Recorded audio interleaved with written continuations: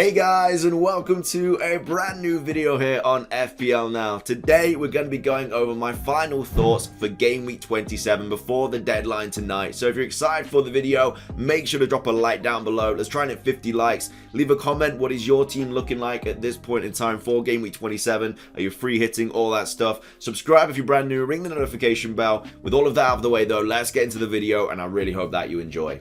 So, starting things off before we get into my final thoughts before the Game Week 27 deadline, as always with these Game Week preview things, I am going to go over how my Game Week 26 went. Finished on 133 points. I went into last night's fixture of Wolves v Arsenal with 123 with 6 players left, and I don't think it generally could have gone worse, really. Sarr own goal, which was fantastic. Lacazette getting the assist, but it just cancelled it out because obviously he got the -2 for the own goal and then another -1 for letting 2 goals in. Kilman obviously getting 1 point there. Jimenez getting a stupid yellow card. Like, it wasn't even his, like, it was just the dumbest yellow card I've ever seen in my life.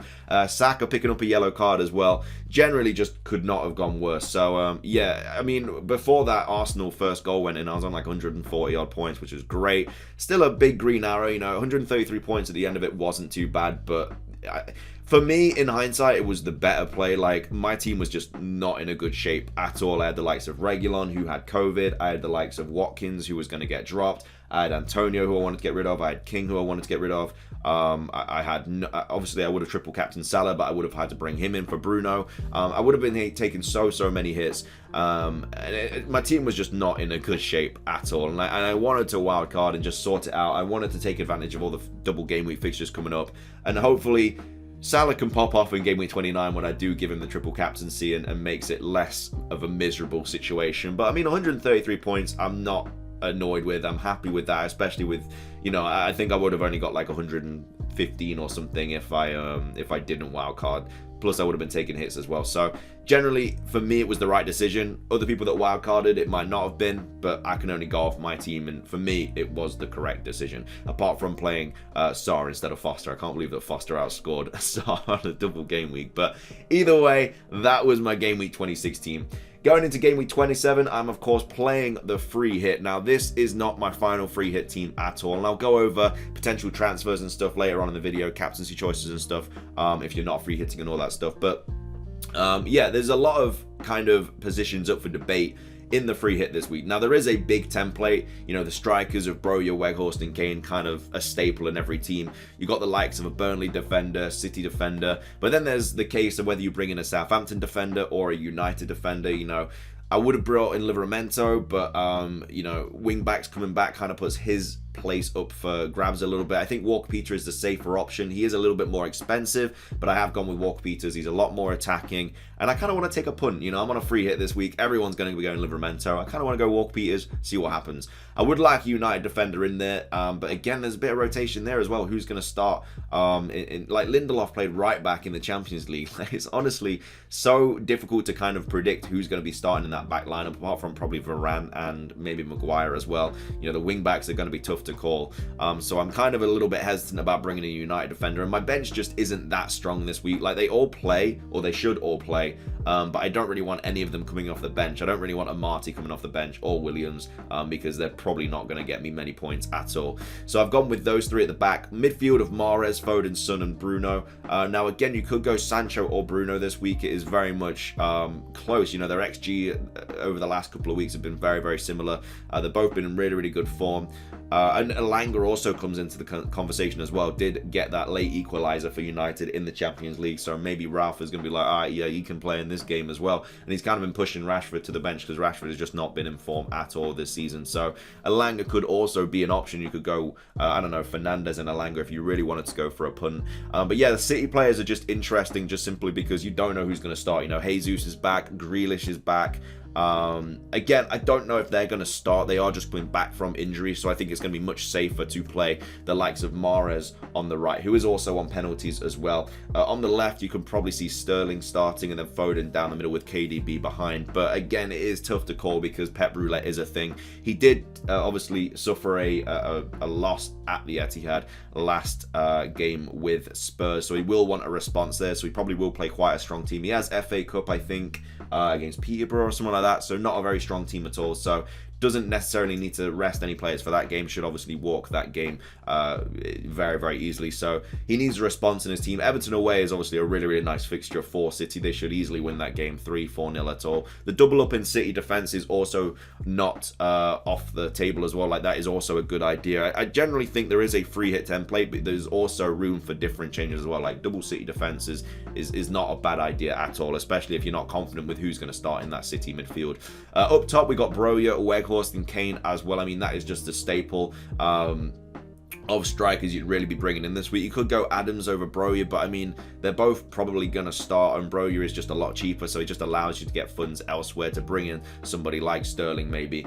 The biggest kind of situation for me this week is whether I go Sancho and Sterling or Foden and Bruno. I'm opting for Foden and Bruno at the moment, and I'll probably make a change somewhere else. Like, Ben Mee is also I think a good shout this week, and so is Tarkowski. I just think the on-set pieces Burnley are really, really strong, and also Crystal Palace and Leicester are really, really bad against defending set pieces. So with the likes of Mee and Tarkowski, you know, headering in from those set pieces, you know, I think they've got a good chance of scoring some goals there. So maybe even a Burnley double up at the back as well instead of Pope in goal. There's not really other options for keepers this week. I mean, you could go with the Southampton keeper if you really wanted to, if you weren't sure on who's going to start like the wing-back positions for Southampton this week.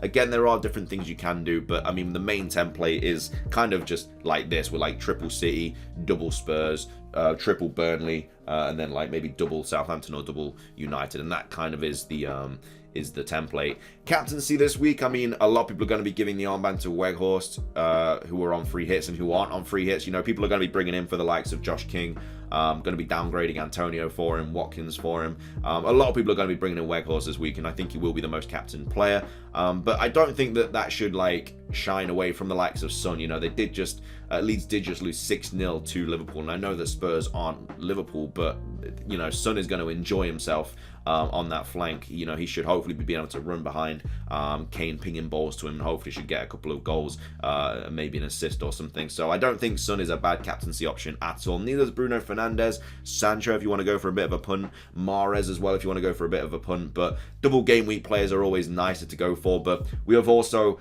in the past, gone for double game week players, Dennis, King, who have just not returned at all. So it is a tough one for sure, but I think that Weghorst is probably the safest option, just simply because he has two games this, obviously, game week, and as well as that, Crystal Palace away and Leicester at home. Like that Leicester game, you could see him scoring in that because, you know, Leicester is just not very good at the back. So that's kind of all the free hit talk. If you're not on a free hit this week, like I say, best players to probably bring in, you know, you've already probably got like Cancelo and stuff. You've probably already got a City midfielder. I think Weghorst is definitely a player that you should be thinking about bringing in if you are not on a free hit, because even if you're not like wildcarding or whatever anything soon, you know, they do have okay fixtures coming up. Like Chelsea's not the greatest, but then they've got Brentford and Southampton, and as well as that, they still have two fixtures to rearrange as well, Villa away and Everton at home. So I think the Weghorst should just be a good option for those anyway, because they've got more doubles coming up. He could be on penalties as well. He's the big signing, so hopefully he will be on penalties, and that'll be even more of a beneficial factor to having him. So yeah, I think if you're not on free hit or wildcarding this week, you should definitely be thinking about bringing in the Burnley striker.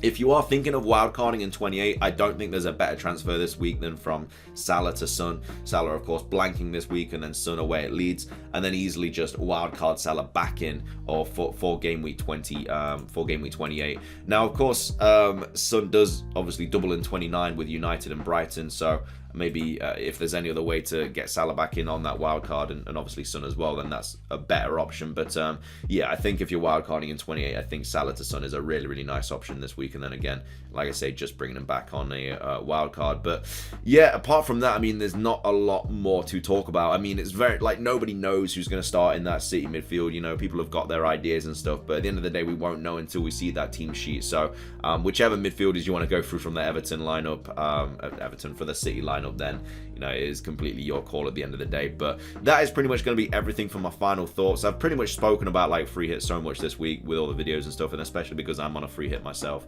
But anyway, I hope you guys enjoyed the video. If you did, make sure to drop a like down below, leave a comment with your thoughts on what your team's going to be, and any transfers you're thinking of making, you're free hitting this week, let me know. Subscribe if you're brand new, ring the notification bell. It's everything from me. Have a fantastic rest of your day, and until next time, peace.